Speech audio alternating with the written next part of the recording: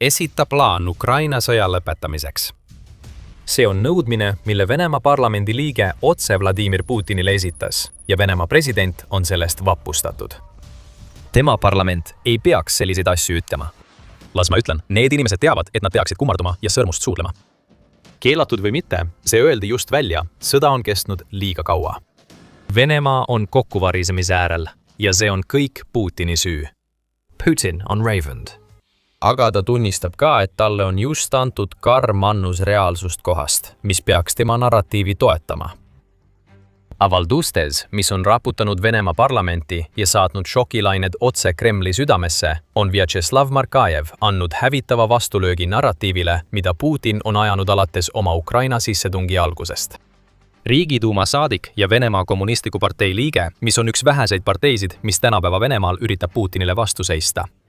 Markajev pidas pika tiraadi, milles süüdistas Putinit ebaefektiivses juhtimises. Ja seejärel loetles ta põhjused, miks ta väidab, et tema avaldus on 100% tõene. Kogu Venemaad läbivad korruptsioonilained, oligarhia, mida toetavad Putini poliitikad. Ja kõige süüdimõistvam on nende hävitamine, keda Markajev nimetab elanikkonna kõige aktiivsemaks ja paljunemisvõimelisemaks osaks. Kõik see lasub nüüd Putini õlul. Sõnum on selge. Putin on ohverdanud terve põlvkonna venelasi oma Ukraina veresaunas ja on viimane aeg, et ta vastutusele võetaks. Illusioonide aeg on läbi. Riik on sotsiaalse plahvatuse äärel ja selle eest langeb kogu süü juurdunud võimule, kuulutas Markajev, kui ta kritiseeris Putinit kogu Vene parlamendi ees. Ta lisas, kui olukord jätkub, muutuvad sotsiaalsed rahutused ja kaos tõenäolisemaks. Lääs kasutab seda paratamatult ära, et hävitada Venemaa riikluse jäänused, ütles Markajev oma viimases sõnumis Venemaa juhile. Nende kommentaaride juures on märkimisväärne see, kui jultunud need on. See ei ole mingi poliitikakujundaja, kes teeb ähmaseid väiteid, et võib-olla, lihtsalt võib-olla, on Putin end ümbritsenud valede inimestega ja peaks kaaluma oma kursi muutmist. See on hoiatus, mis kõlab otse Venemaa parlamendist võimukeskusesse ja ütleb, et Putin on läbikukkunud juht, kes pannakse paika pigem varem kui hiljem. Aga siin läheb asi Putini jaoks tõeliselt tõsiseks. See ei ole lihtsalt mingi üksik parlamendi liige, kes ründama asub. Markajev kehastab Venemaal kasvavat pahameelt, mis ei laiene mitte ainult teistele Putini Kremli-meelsetele kaaslastele, vaid ka nendele inimestele, kellele Putin toetub, et nad oleksid valmis tema verise Ukraina kampaania nimel surema. Markajev on lihtsalt viimane silmapaistev tegelane Venemaal, kes on riigi presidendi vastu välja astunud. Mai keskpaigas selgitas Renat Sulimanov, kes on veel üks Venemaa kommunistliku partei riigiduuma saadik intervjuus, et tema arvates avaldab sõjaline erioperatsioon Venemaale hukatuslikku mõju.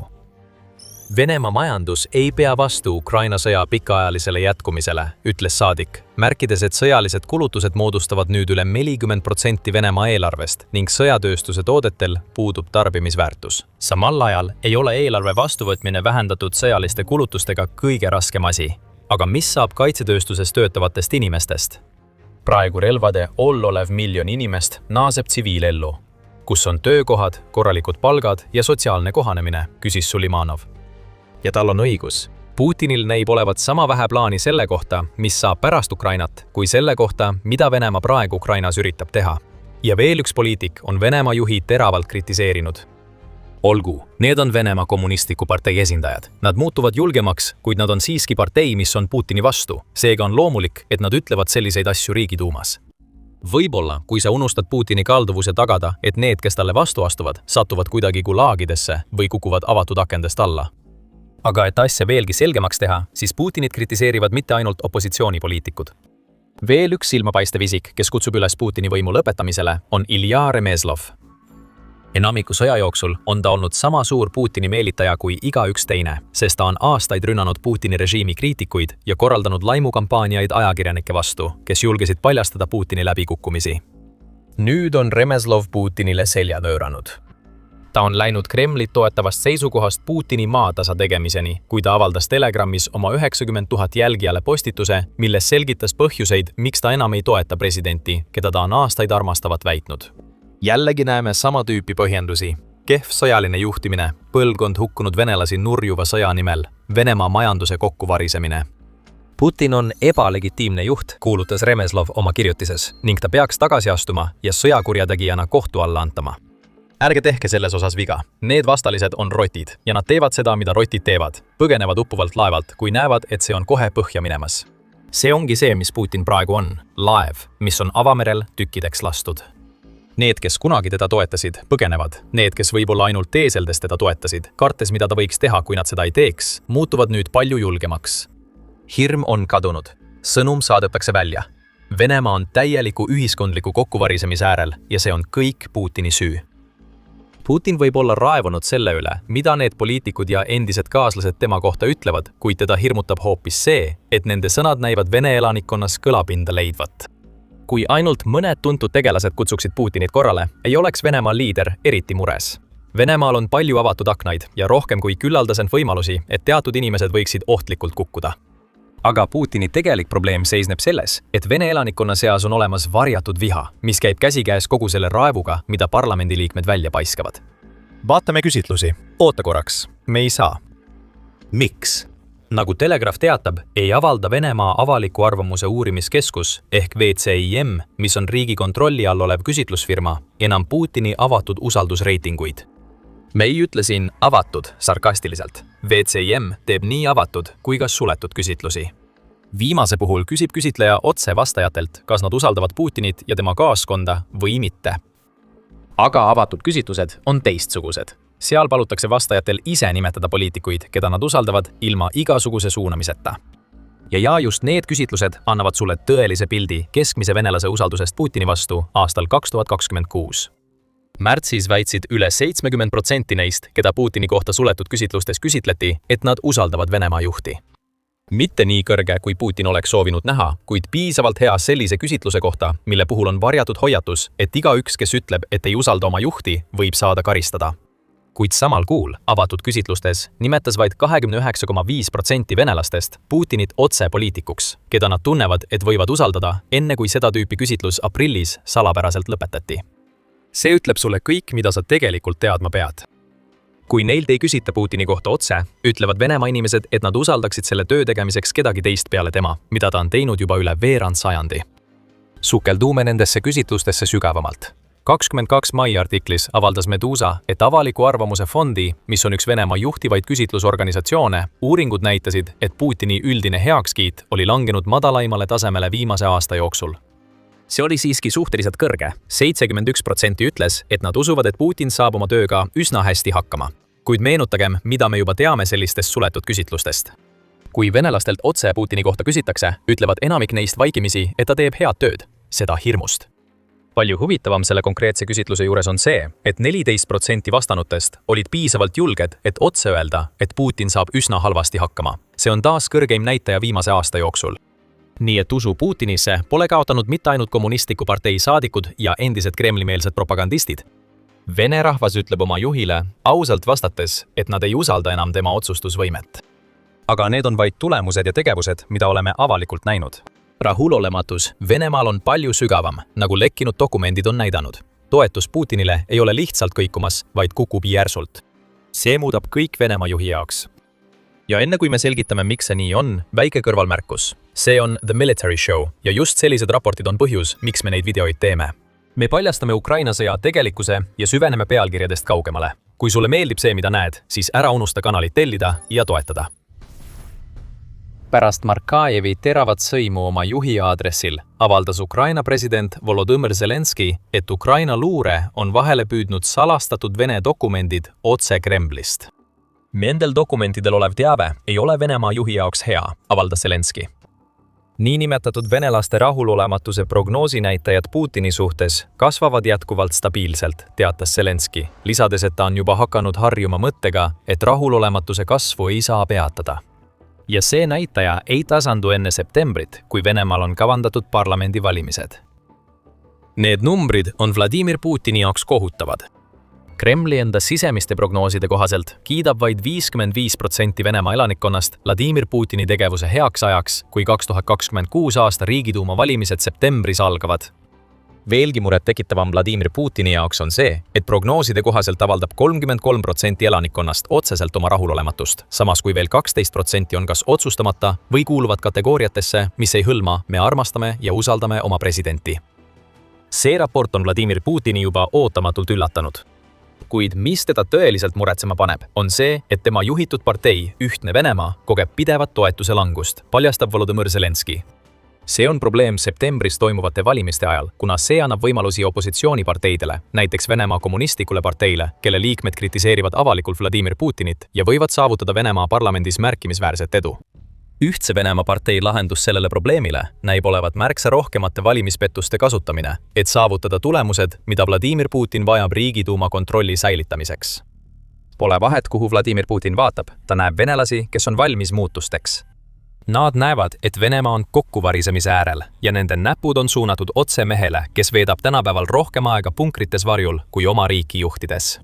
Ja kuidagi läheb kõik Vladimir Putini jaoks veelgi hullemaks. Lekkinud dokumendid ei paljasta ainult toetuse kokkuvarisemist Vladimir Putinile ja tema parteile. Need väidavad ka, et mitmes Venemaa piirkonnas on toimunud mõõdetav kasv selles, mida dokumendid nimetavad protestimeeleoludeks. See väide kattub United24 meedia 14 mai raportiga, mis väitis, et protestipotentsiaal Venemaal on jõudnud peaaegu 2 aasta kõrgeimale tasemele.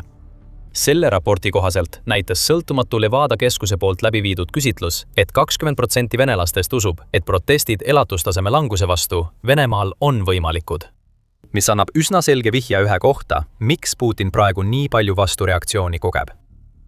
Veel 14% ütleb, et nad usuvad, et poliitiliste nõudmistega protestid on tõenäolised. 2025 aasta novembris, kui Levada keskus viimati seda küsitlust korraldas, olid protsendid vastavalt 16% ja 11%. Need arvud on kasvanud. Ja kui arvestada kõike muud, mida me näeme, on selge, et vene rahvas on väsinud ja tüdinenud sellest, et Putin sunnib neile peale seda, mis selgelt halvab nende riiki. See viib meid kenasti selleni, miks see kõik praegu toimub. Zelenskõi räägib meile midagi lekkinud dokumentidest, mis paljastab ühe põhjuse, miks Putini populaarsus langeb ja miks teda nüüd Venemaa parlamendis kritiseeritakse.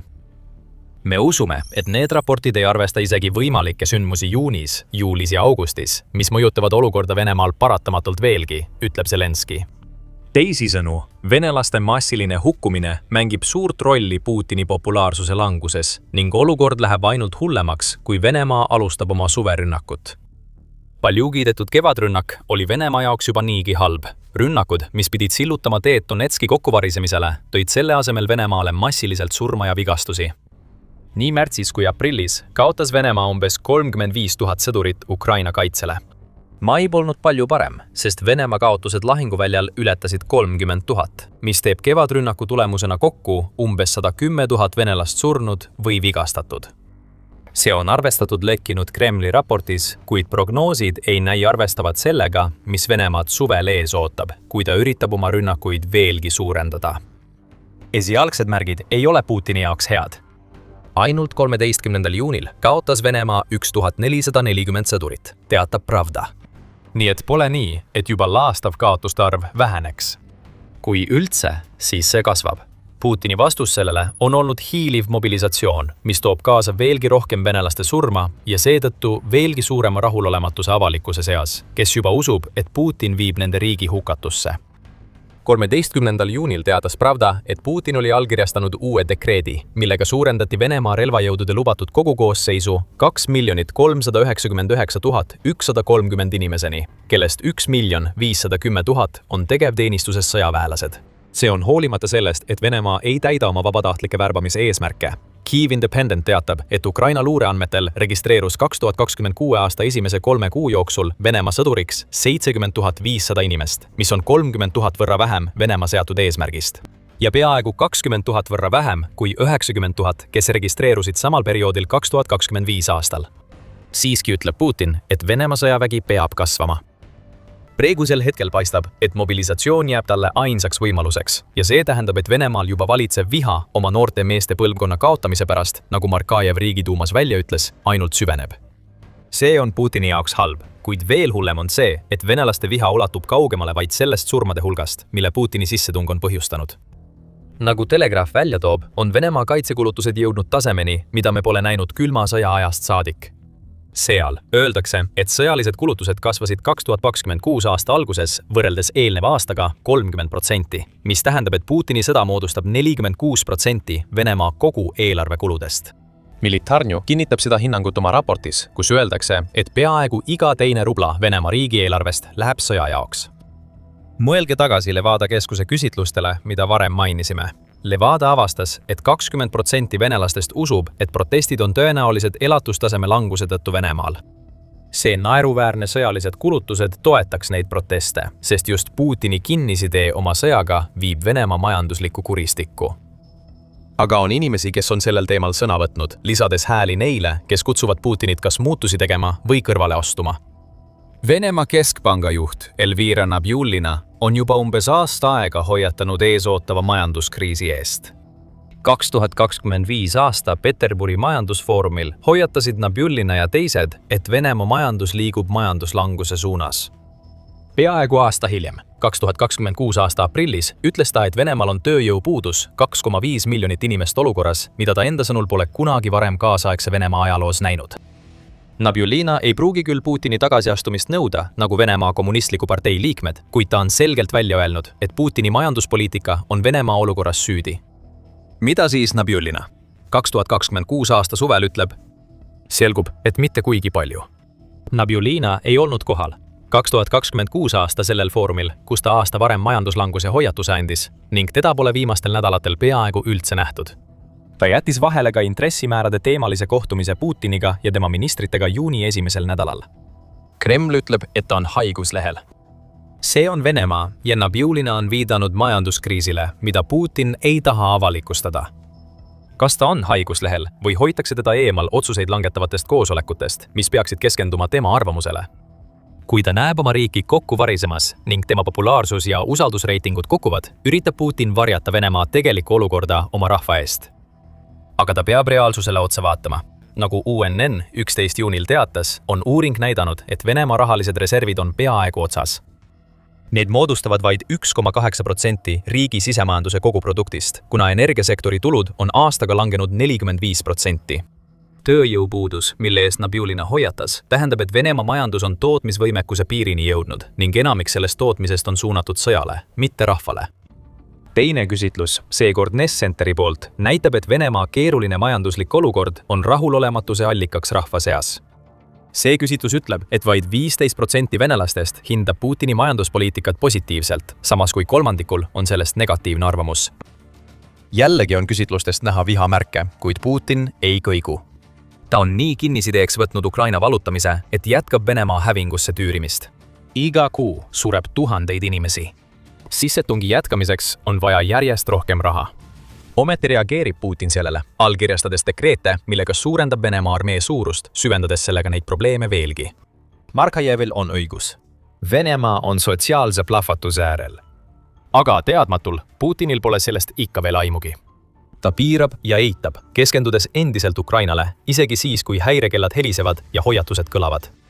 Venemaa on kokkuvarisemise äärel ja just Putin on see, kes seda juhib. Putin ise võib olla see, kes hävitab Venemaa ja selle ambitsioonid Ukraina suhtes. Kuid Ukrainal pole vaja palju abi, et näidata Venemaale, kui halb otsus Putini sissetung on olnud. Vähem kui aastaga on Ukraina avalikustanud geniaalse uue taktika, mis on hävitanud üle 100 000 Vene sõduri. See on just see, mis hoiab Putinit öösiti üleval ja see on ka põhjus, miks ta laseb oma riigil allamäge minna, pannes kogu oma jõu Ukraina peale. Saate rohkem teada meie videost ja ärge unustage tellida The Military Show'd, kui soovite näha rohkem meie analüüse Putini paljudest läbikukkumistest ja sellest, millist viha see on Venemaal tekitanud. Aitäh vaatamast!